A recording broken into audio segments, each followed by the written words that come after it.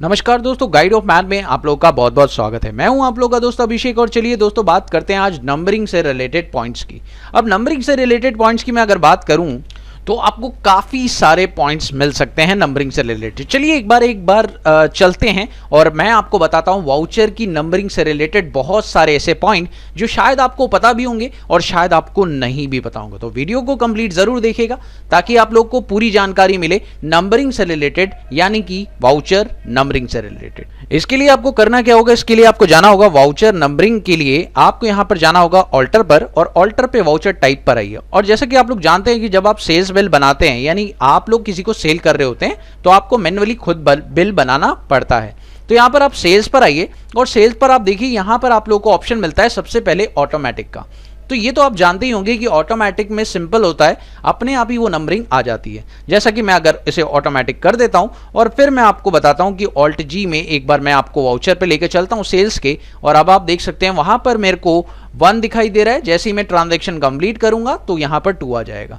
उसके बाद मैं नेक्स्ट ट्रांजैक्शन करूंगा तो 3 आ जाएगा, नेक्स्ट ट्रांजैक्शन करूंगा तो 4 आ जाएगा। ये है कि भाई जो आपकी इनवॉइस नंबरिंग है, यानी जो बिल नंबर है वो आपका ऑटोमेटिक आ रहा है। लेकिन बात करते हैं अगले पॉइंट की। तो दोस्तों अगला पॉइंट बड़ा कमाल का है, चलिए देखते हैं वो क्या है। अगर सेल्स वाउचर पर आप जाते हैं और यहां पर आप कर देते हैं ऑटोमेटिक मैनुअल ओवरराइड, तब क्या होगा। और उसके बाद आपको साथ साथ एक ऑप्शन और यस करना है, वो है ये option, that is prevent duplicate. इसे भी यस करिए। और जब ये दोनों ऑप्शन आप यस करेंगे तो इसका फायदा क्या होगा, चलिए मैं आपको दिखाता हूं। ऑल्ट जी करते हैं, एक बार एक्सेप्ट कर लिया है मैंने, और एक बार ऑल्ट जी करते हैं और यहां पर मैं क्रिएट वाउचर करता हूं और यहां पर आप देख सकते हैं मेरे पास नंबरिंग आ रही है 4।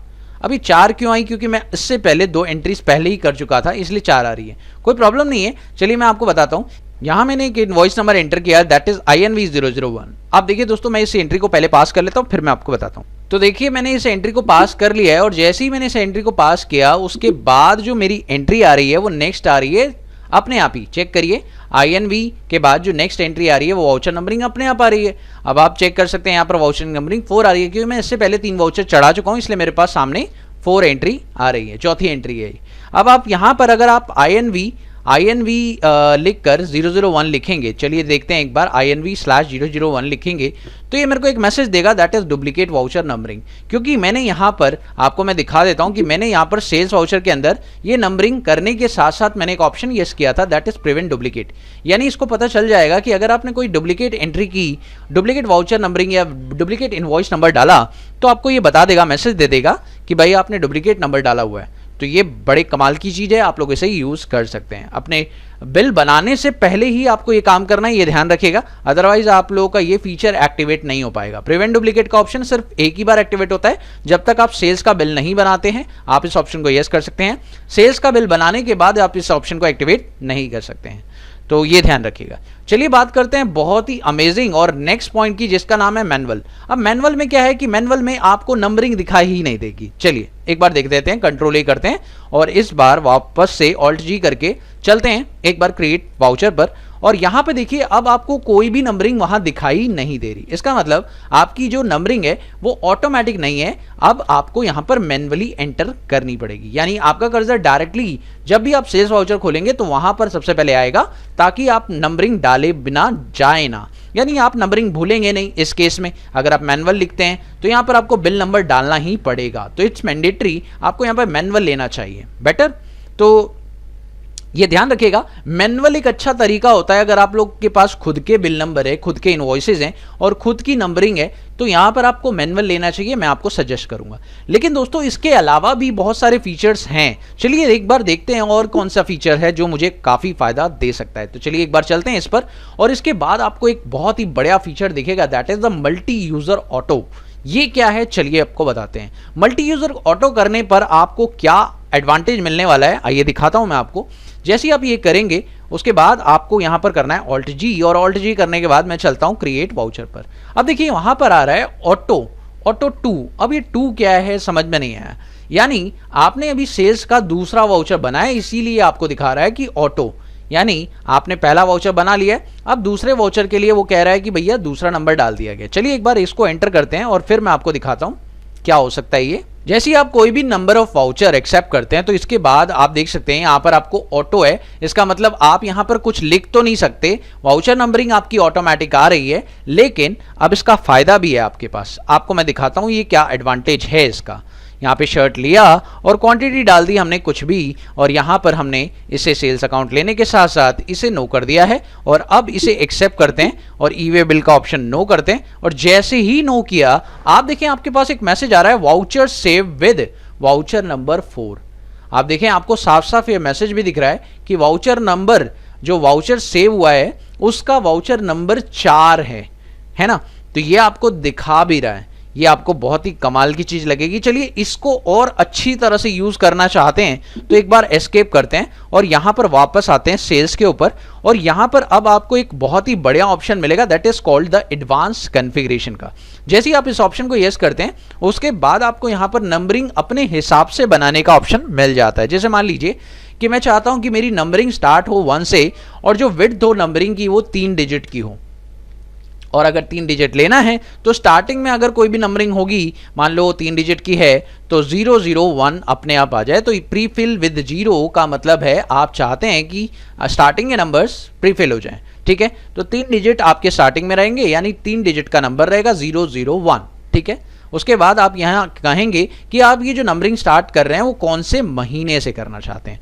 तो मान लीजिए मैंने अप्रैल महीने में अभी ये ट्रांजेक्शन्स की थी, मैं चाहता हूं कि मई महीने से मेरे जो नंबरिंग है वो 1 से स्टार्ट हो जाए, या मैं चाहता हूं कि भाई जो मई महीना है उसमें मेरी जो नंबरिंग शुरू हो वो 101 से शुरू हो जाए, ठीक है।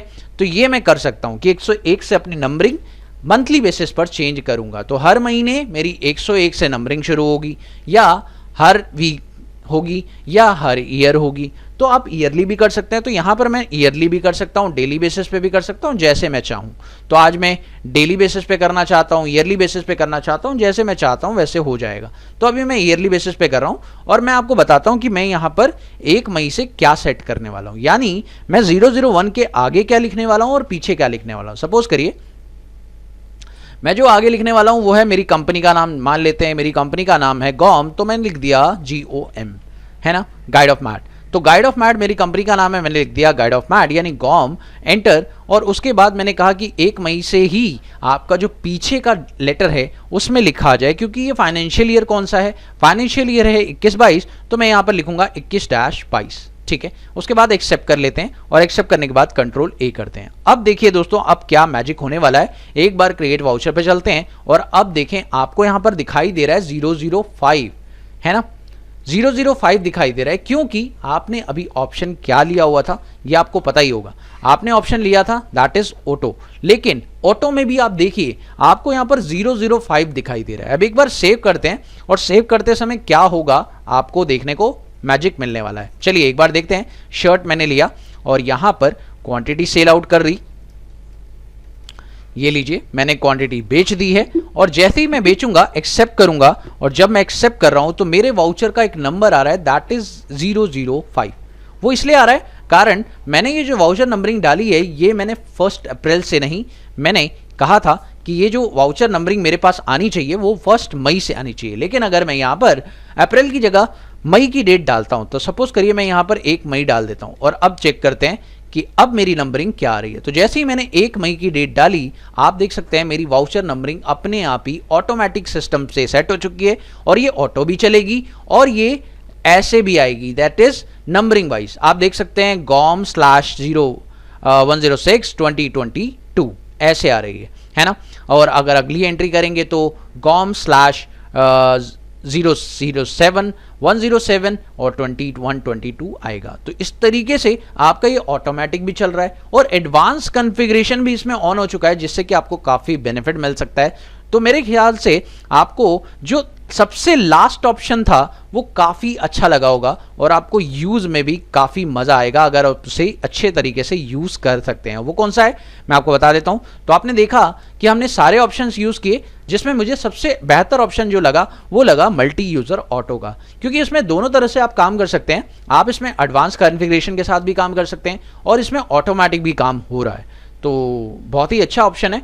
मैनुअल में भी अच्छा ऑप्शन है, लेकिन मैनुअल में आपको टाइम ज़्यादा लगेगा, बिल नंबर्स आपको देने पड़ेंगे। हाँ, मैनुअल का एक फ़ायदा आप लोगों को ये मिल सकता है कि मैनुअल में आपका जो कर्सर है हमेशा आपको नंबरिंग पर लेकर जाएगा और आपका वो जो इनवॉइस नंबर है, इनवॉइस नंबर वाला सेक्शन है, वो कभी मिस नहीं होगा। यानी जैसे ही आप सेल्स वाउचर खोलेंगे आप लोग को वो डायरेक्टली वाउचर नंबरिंग पर लेकर जाएगा। तो ये एक मैनुअल का फ़ायदा है। ऑटोमेटिक का भी आप लोग कह सकते हैं कुछ फ़ायदा है कुछ नहीं है, लेकिन आपको यहाँ पर ऑटोमेटिक मैनुअल दोनों ही मिलता है कि अगर आप नंबरिंग डालेंगे तो ऑटोमेटिकली भी चलेगी और मैनुअल भी डाल सकेंगे। तो कह सकते हैं इसका एडवांटेज है।